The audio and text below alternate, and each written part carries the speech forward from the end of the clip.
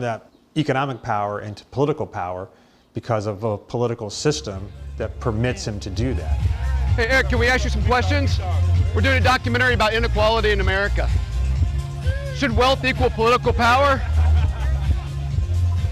Are we a country where the richest man in the world helped somebody get elected president and then got an office in the White House and then started shutting down huge portions of our federal government?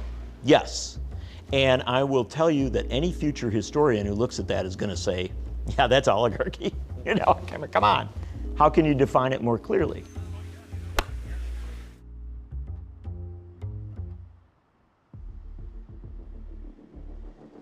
In the other America, outside the bubble of enormous wealth, we joined a crowd in Kenosha, Wisconsin, eager to hear a very different message. When you look at Washington, D.C. right now, who does it look like is in charge to you? The oligarchs. Elon Musk, I don't know. The person I would say is the most in charge is Elon Musk. It's the doctrine of money first and all for themselves.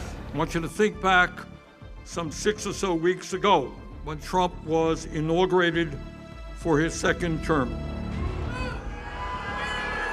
Standing right behind Trump as he took his oath of office were the 3 wealthiest men in America. Remember that? Elon Musk, Mr. Bezos, and Mark Zuckerberg. Just imagine for a moment the vulgarity of these people with so much wealth trying to get another tax break by cutting nutrition programs for hungry kids. That is truly disgusting. This is what Donald Trump and Elon Musk may actually end up doing. What they may end up doing is identifying the threat of the billionaire class, the threat of oligarchy, to enough Americans in a bold enough way that instead of saying, oh, just take us back to what we knew, they say, no, take us someplace where the billionaires don't call all the shots in both parties, right? In the past decade, campaign spending has increased steadily, leaving both parties dependent on billionaire donors. It leaves the Democrats without a coherent response to the threat of oligarchy now exposed by Elon Musk. What do the Democrats stand for? How are they expressing it, both specifically in terms of what kind of policies they're supporting, but also kind of what kind of tone are they taking, who they feel like they're for. A day before Trump's inauguration, DNC Chair Ken Martin revealed their strategy at a party forum. There are a lot of good billionaires out there that have been with Democrats who share our values, and we will take their money, but we're not taking money from those bad billionaires. The Democratic response to Trump's and Musk's actions in the initial stages of the administration was absurd, irresponsible, dysfunctional. Like, where are you? Where's the fight? Where's the spine? Fundamentally, the Democratic Party is aligned with Elon. I'm sorry, they just are. They're completely aligned with Elon. They're willing to work with Elon. They will cater to him. If he turned around tomorrow and started, saying a few nice things to them, they would be right back in on his team. New York Jobs! New York Jobs! New York Jobs! New York Jobs! New York Jobs! I think Americans at the grassroots became furious at this. It's all right. I tell you, gravitas can be difficult sometimes. Over the course of President Trump's first 100 days in office, protests became focused on Musk's source of wealth, Tesla. One strange thing about the Tesla protests has been the inability of the government or of Elon Musk to handle it.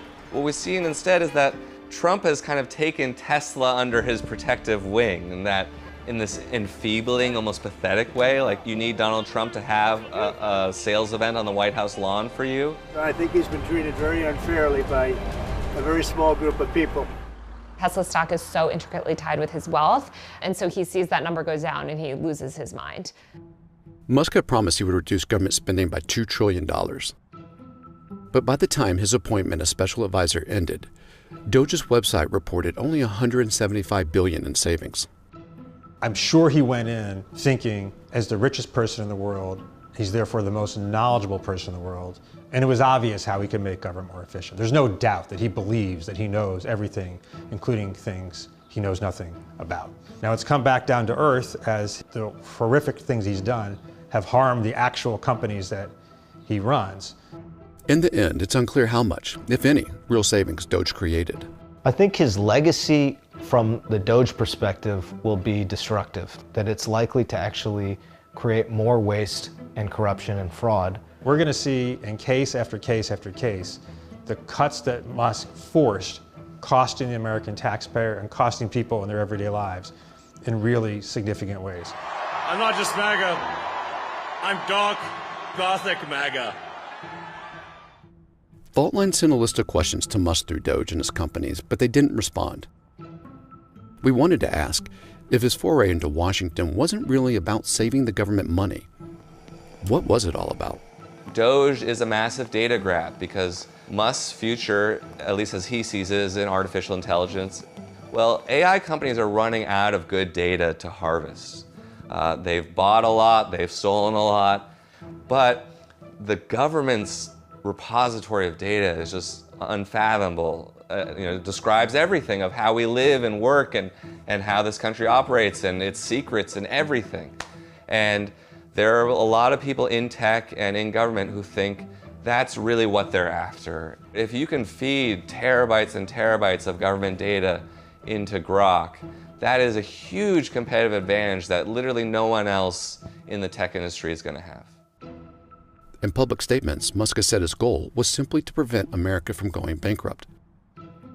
When Musk's time in government came to an end, Trump gave him a warm farewell and a golden key. Many of the Doge people, Elon, are staying behind too, so they're not leaving. And Elon's really not leaving. He's going to be back and forth, I think. I have a feeling. But their relationship soon unraveled after Musk criticized Trump's budget bill. What started as political disagreement spiraled into insults, accusations, and threats. Elon and I had a great relationship. I don't know if it went well anymore. I was surprised. Whether or not Elon Musk and President Trump reconcile, one thing is clear. A dangerous new precedent has been set, the price of power laid bare. In today's America, everything is for sale. It's probably never been true that America was a pure democracy where wealth had no impact. I mean, part of wealth was human beings were defined as property in this country for 100 years. But in modern American history, it's always been the case that money equals more power, but never more so than now. And now we have, I've lost count, but it's over a dozen billionaires in high posts in the Trump administration. You have the oligarchs at the table, and the quid pro quos seem much more on the surface. I think a lot of these other tech CEOs have seen what Elon got, and they're like, oh, sign us up. We're on board. Because if it's that easy, sure, we'll be reactionary for a while. It's like, oh, I can actually say my horrible views, donate millions and millions of dollars, and yeah, I can have whatever I want in terms of the government. Some version of what he's been doing will continue to be done after he's gone. The future is gonna be amazing!